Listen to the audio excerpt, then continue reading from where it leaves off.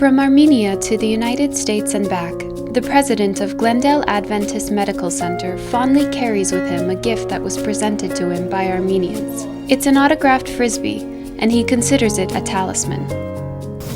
Ken Cogswell was a dialysis technician who I, through my hospital in 1989, 26 years ago, sent him to Armenia for 6 weeks to help in the aftermath of the Armenian earthquake. And he brought these frisbees and flew them in Armenia while he was here, and then he brought them back and he signed one and gave it to me.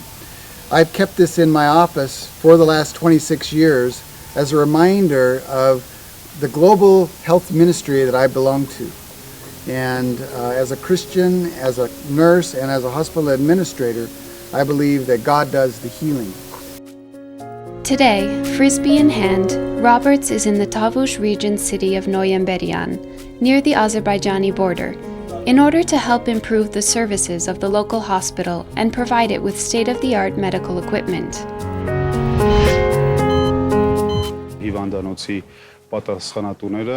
Since Glendale, California has a large Armenian community and many doctors at Glendale Adventist Medical Center are Armenians, Kevin Roberts and his colleagues at the center resolved to provide assistance to a hospital in Armenia. With the help of Armenia Fund, Roberts chose Noyemberyan Hospital as the beneficiary of the project. He traveled to Armenia with a team of Armenian-American physicians, including a cardiologist and a surgeon.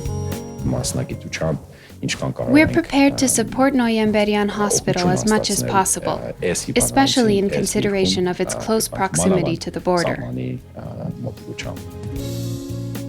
This is Dr. Nahapetyan's 5th trip to Armenia, with the mission of providing advanced trainings to healthcare professionals throughout the regions of the Republic. If,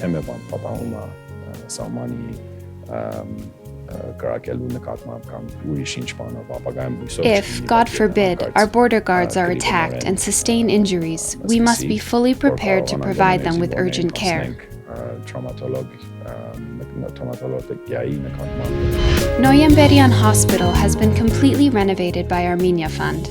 Now, the goal is to significantly improve the services of the hospital by upgrading its equipment and supplies and retraining its medical staff. The visit of the American team starts in the first room on the first floor, where Noyemberyan and Glendale will be linked through video conferencing.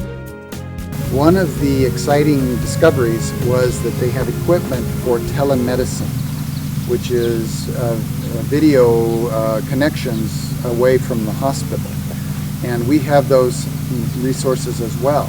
And so one of our hopeful byproducts will be access for the doctors here to our doctors there through these video conferencing tools. So it's great, because I was thinking that that one of the investments we might want to make would be in video conferencing equipment, but it's already here. The guests visit each and every department of the hospital, study the surroundings and equipment, take notes, and ask questions in order to plan their next steps. Armenian-American surgeon Dr. Simon Kushkerian is visiting the surgery department. To him, this is the most important room. He's interested in how anesthesia is performed and what types of machinery and instruments are used in surgery here. Minutes later, he already knows what improvements should be made. It's a good enough system overall, but needs quite a few improvements. As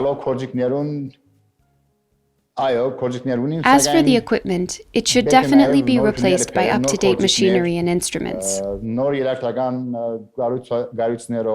The third floor is where the obstetrics and gynecology departments and the maternity ward are located. A staff doctor proudly presents patient statistics, indicating that thousands of babies have been delivered in this room. Roberts is impressed by a photo showing a mother and her newborn. Many of the equipments in the hospital's labs and X-ray department are outdated. The hospital's vice president presents the visiting team with a list of equipment needed by each department. The improvements we need include up-to-date computer systems, which are critically important for performing medical diagnoses and maintaining databases. We also lack certain specialists. For instance, we still don't have a pediatric neurologist on staff.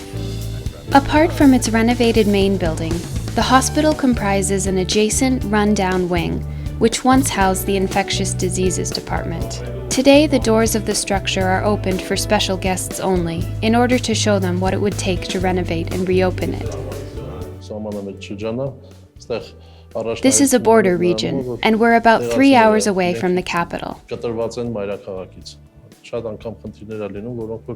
Often, the only option to receive care, even for common health conditions, is to drive all the way to Yerevan.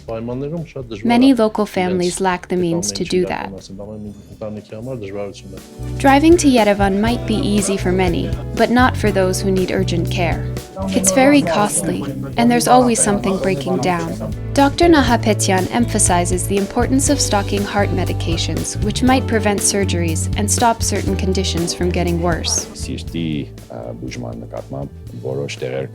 We can provide the hospital with a variety of highly effective medications so that patients won't have to travel to Yerevan for care.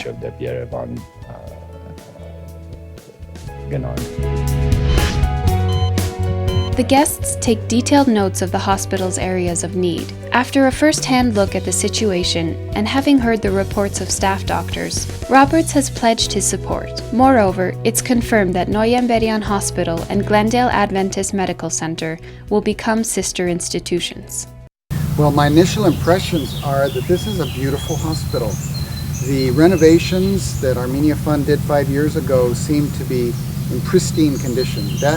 That gives me courage, because when you invest in a place that you've never been, you're not certain about how reliable that investment will be.